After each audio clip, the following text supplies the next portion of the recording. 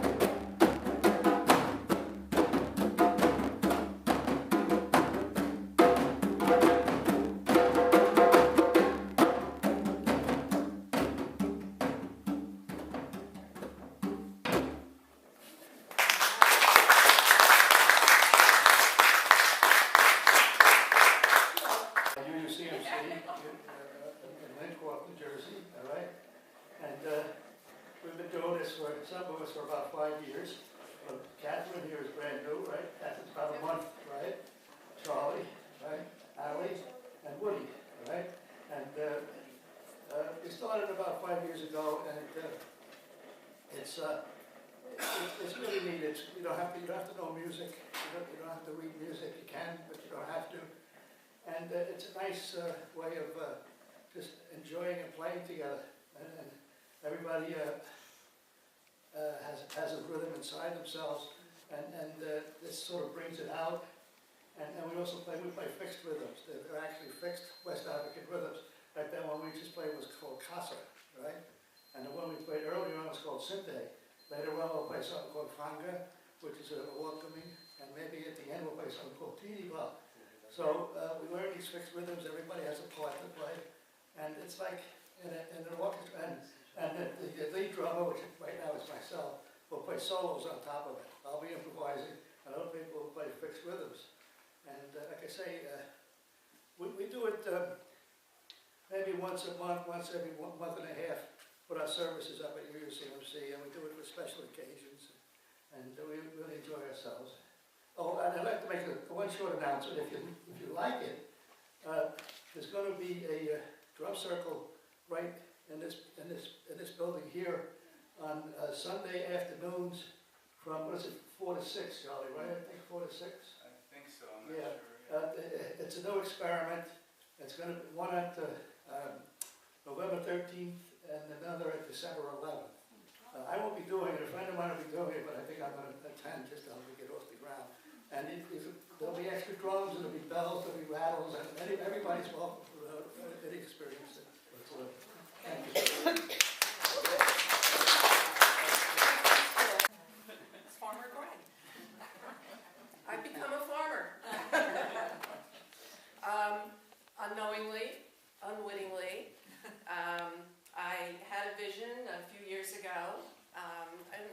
talking with some other people in our congregation, and we had gone to some workshops that were being offered, and they were about building the congregation and building it together, making it stronger.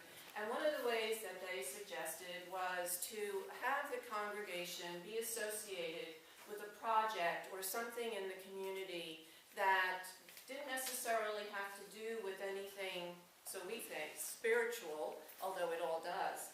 But something that people would say, oh, that's the congregation that does that, or this, or something.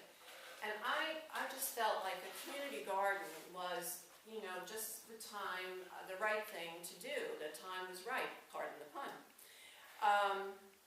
So Gail Saxer, who is the former president of our congregation, who passed away 2 years ago now, she lived in Holiday City in Toms River, and she said, I was at her house, and we were talking about this, and she said to me, I know a place. I was telling her, I wish we could do a community garden. Where could we do it?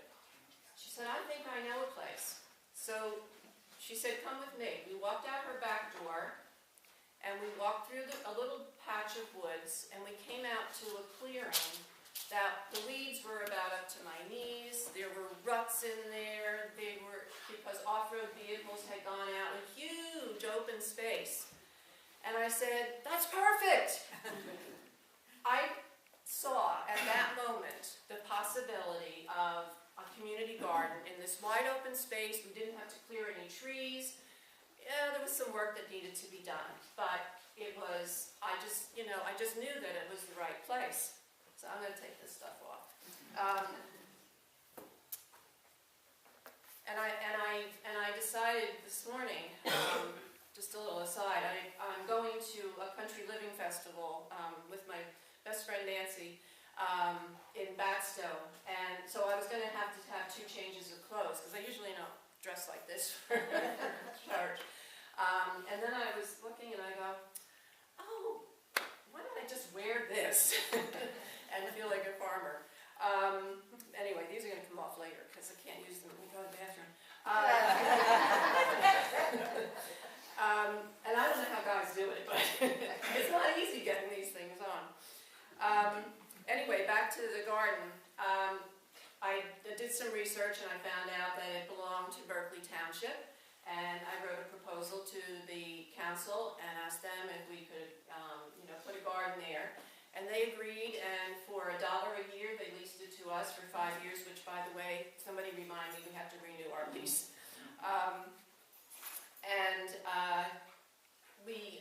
Through Berkeley Township, we applied for a grant through the Clean Communities Act, and that provided us with $10,000 to put up a fence, because that area is known for their deer, and we didn't want to have everything gone the first year. Well, I thought this garden was going to go in the first year. Then we didn't get the grant right away. Then we had to wait for the grant. Then we had a confusion with the fencing. Anyway, last year we finally got the fence in, but too late to do any planting.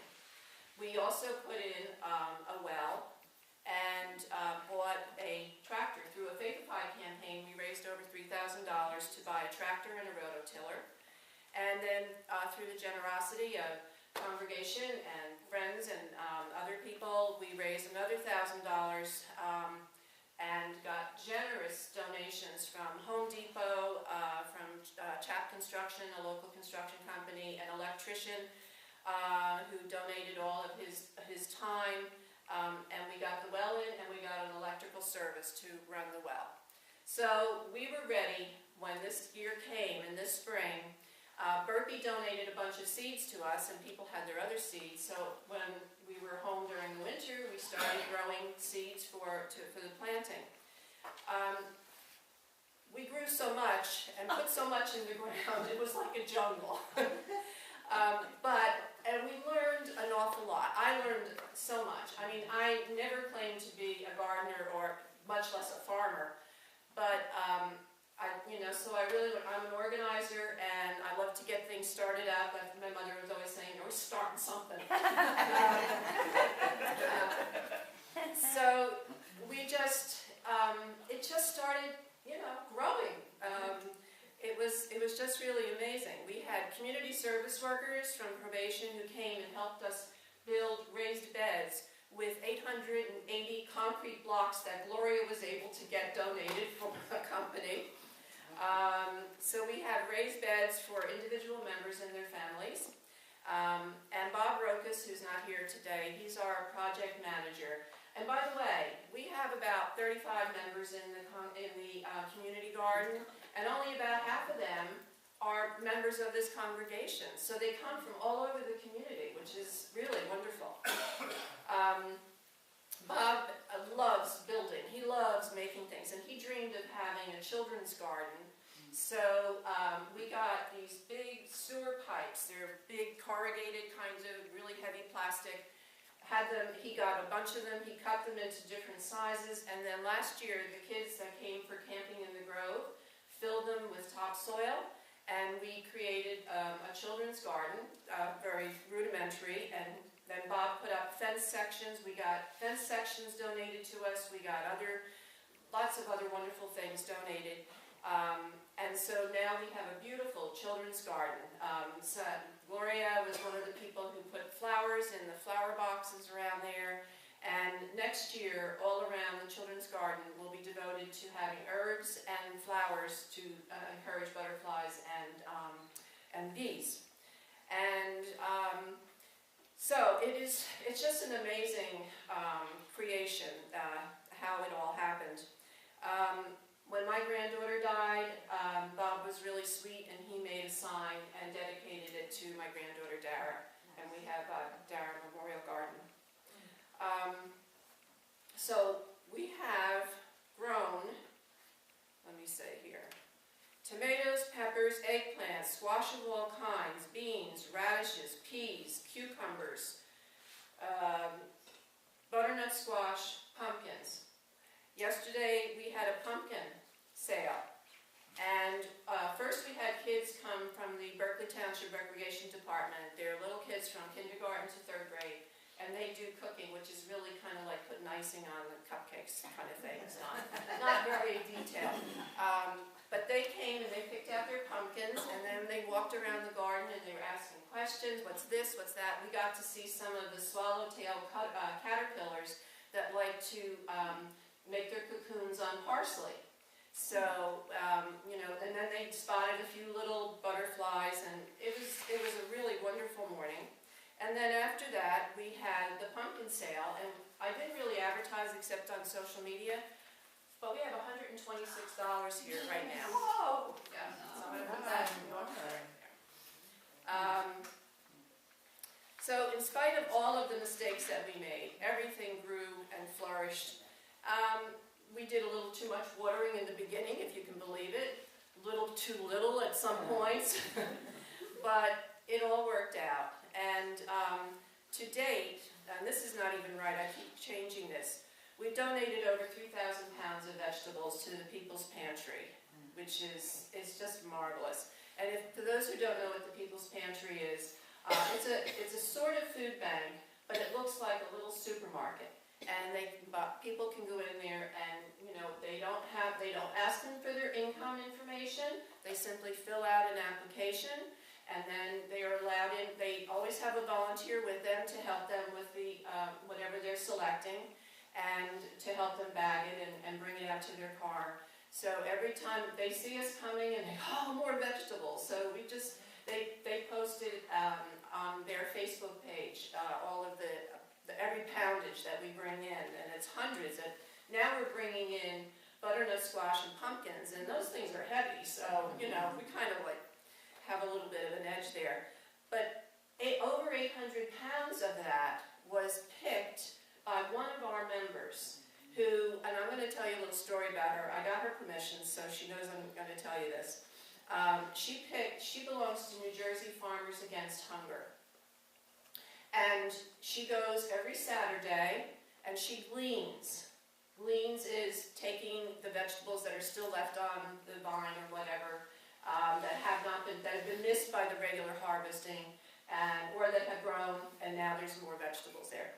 So she goes and she gleans, and she has through New Jersey Farmers Against Hunger, she donated over 800 pounds of vegetables in our name. So that kind of brought it up. But we still donated from our garden about 2,000 pounds.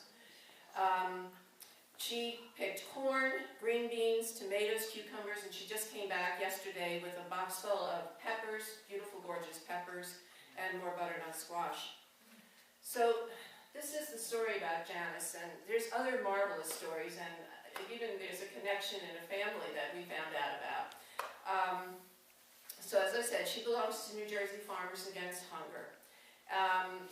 And the members go to all the cooperating farms, and they glean the vegetables and bring them to the food banks, but most of them go to the food banks in Vineland because most of what she picks comes from Southwest Jersey. And Vineland is one of the closest major cities that really can use this kind of thing. So it goes to their food banks there. But she said, well, if I pick some of these, can I bring them over? And they were very happy to do that. But on her way to Chesterfield, every day for years, and this is going back a few years, she would pass a beautiful farm that had a big for sale sign on it. And she just always wanted to have a farm of her own. So she'd pass it every day, and she, found out the price of it, and it just wasn't attainable for her at that time. But for a couple of years, it was for sale. She kept thinking, there's got to be a way. I've got to have a farm. I really, really want to have a farm. Then one day she's driving there, and there was a big sold sign across the sign for sale. And her heart just sank. She was like, oh, I'm never going to have a chance to have a farm.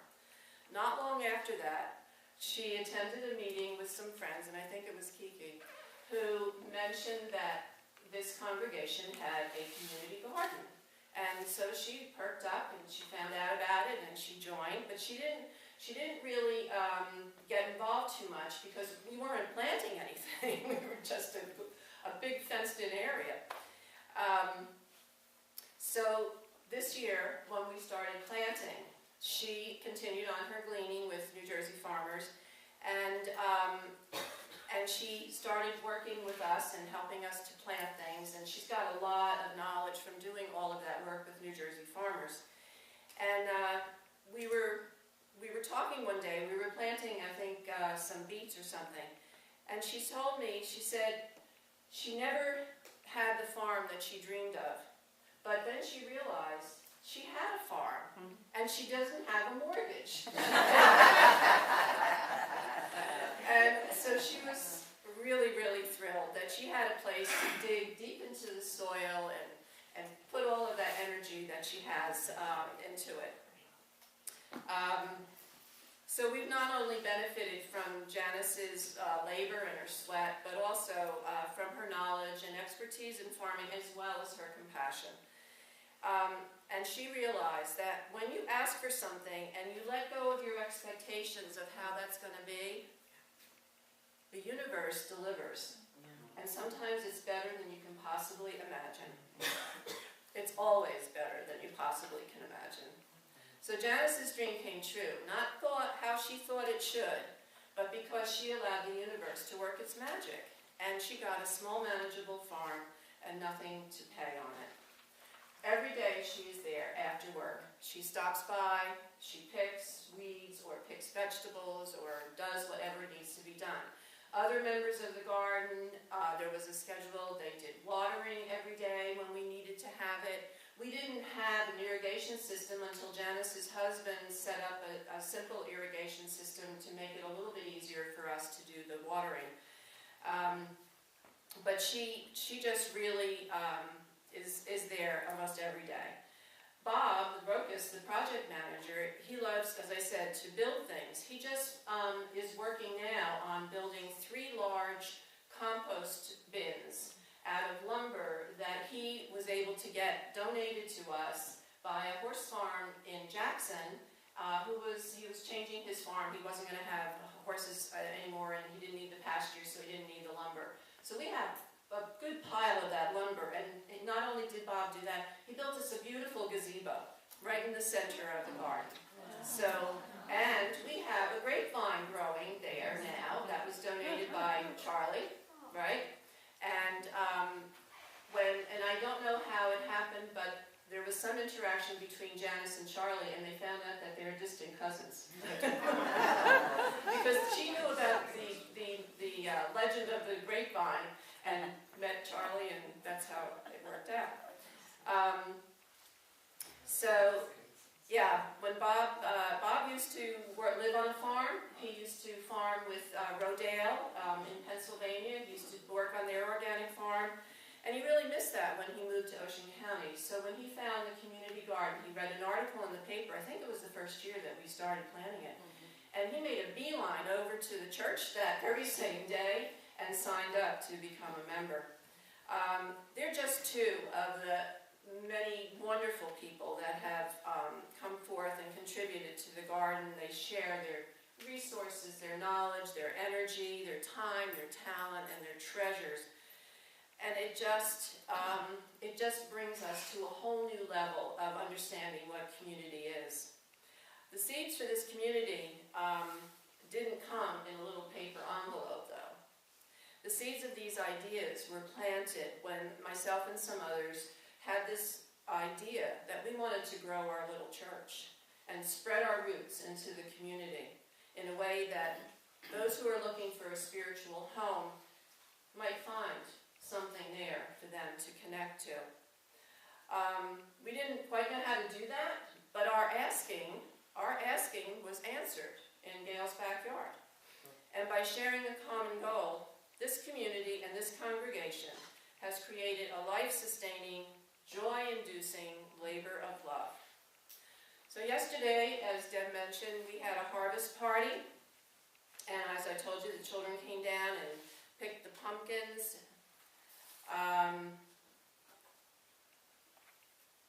So then we cleaned up, people came down and cleaned up their individual bags, pulled out any of the plants that were spent. We still have more work to do, but it was a beautiful day to be out there. And then after we were finished, we had a potluck, so people brought different kinds of food, and we had some beverages, and we sat around and we talked, and we just really had a really nice time. So harvest time is a time of wonder and appreciation. When we look back and wonder about how this happened, we look at the generosity of the earth, how glorious the ripening vegetables, how delightful to see the birds that built their nests in the little bird houses that we set up in the garden. That was another of Bob's ideas. And they raised their little families, and they flew off. We have seen swallowtail and monarch butterflies there on the flowers, and I think, did you plant the zinnias that grow there? Rose. The beautiful, beautiful colors. And just knowing that every vegetable that we grew in the common ground was donated to the People's Pantry to feed someone of their family. We wonder sometimes, looking back, how we did it through the heat and the drought that we had, and the planting and the reaping, and it's hard work. But look at the wonder that we had, 3,000 pounds. And nobody suffered any major injuries. Just a lot of sore backs.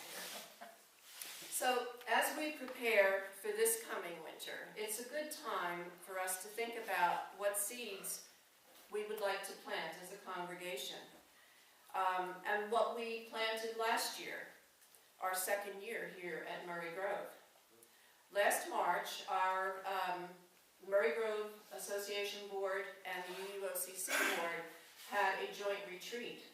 And out of that retreat, we agreed to continue the building and supporting the master plan, and to improve and to go ahead with the renovations of the Friedrich bathrooms, which if you haven't had an opportunity to use it, just go visit if you don't need it. It's beautiful.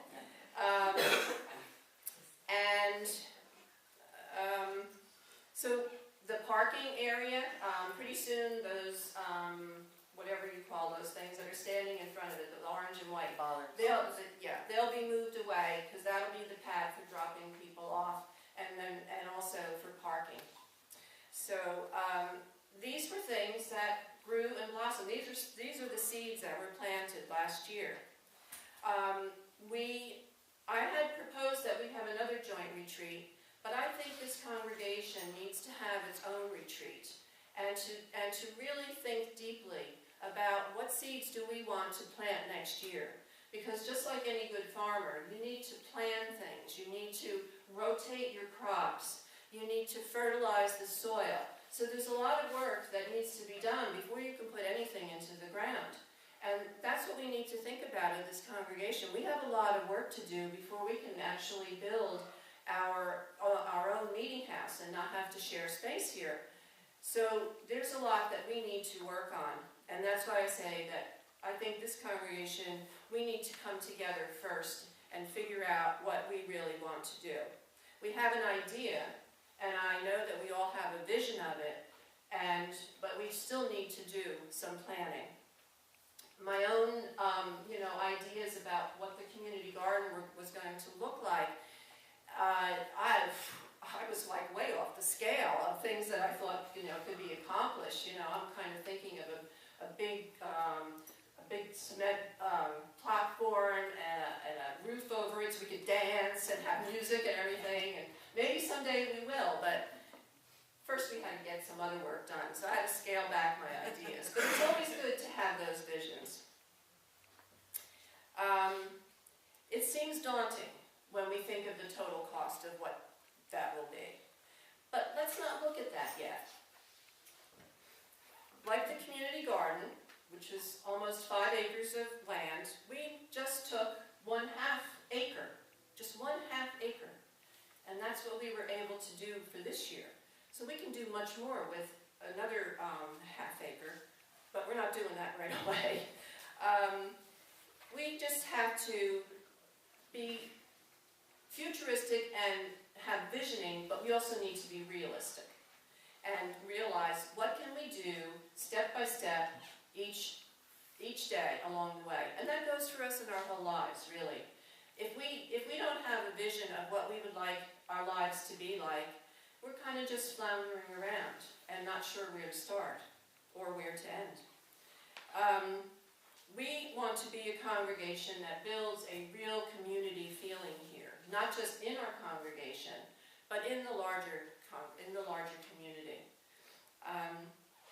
So think about what can we plant in our minds this year that we can plan for next year, and that will bear fruit and bring us a community. We must share our resources, our time, our talent, and our treasure. In the coming weeks, you're going to be hearing about our annual pledge campaign from the members of the board and membership committee. Barbara spoke a little bit about it earlier. So think about what our harvest has been this year, what's been accomplished so far, and what you appreciate about having our congregation here in this wonderful setting. What do you love about this community? What do you want to have more of? Just like we had plenty of tomatoes, but what didn't we have enough of? I think peppers. So maybe next year we want to plant more peppers in the community garden. So think about what you would like to have more of. And what other things would you like to see planted here in a metaphorical way? How about in programs, in music, in all other kinds of gatherings, things that will grow and blossom and touch the whole community and feed our souls. Just as it's important for the health of the soil and the plants to rotate crops and plan out what will be planted and when and where, it's important to think about what we want to plant in our garden of spiritual seekers to encourage their growth. And maybe we have to change the way that we've always done things and think about things a little differently. Because nature will adapt to whatever is around. We need to also be adaptable and flexible. We need to find ways to enrich the community, embolden our spirits, and embrace our souls. Next year, I hope to see the beginnings of the transformation of Murray Grove into the place that we want it to be. And that's going to mean there's going to be a lot of groundwork to be done, just as we had in the community garden. We had to break up the soil. We had to put compost in it. We had to have it disked in by the wonderful graces of the Pinelands Antique Engine Association, who we call the tractor guys, who came and did it for us 2 or 3 years in a row, to incorporate all of that fertile material. So that's what we need to do here at Murray Grove. There's going to be a lot of groundwork, literally digging underground, and that will be the beginning of the next part of it. So let's do what it takes to build a spiritual community that will bring joy and beauty and love and service to each other and to the world. Thank you.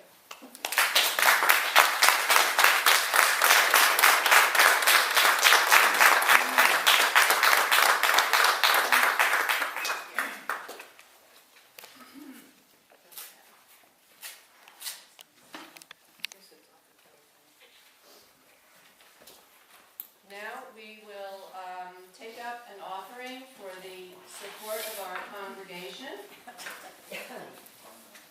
And we will have some music while that is going on.